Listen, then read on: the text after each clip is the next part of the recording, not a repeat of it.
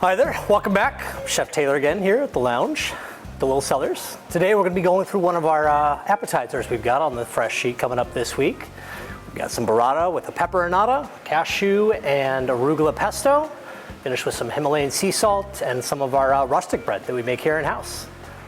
We've got our cashew and arugula pesto here.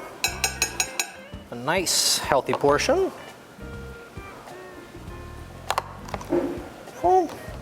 We've got our burrata cheese. These are nice, big, healthy portions. This is one of our simpler appetizers, and yet so good. Pepperonata.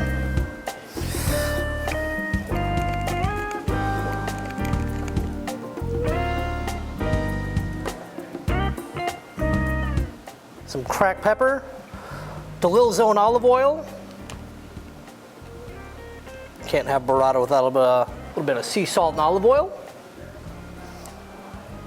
Just with some grilled bread. Put this on the side.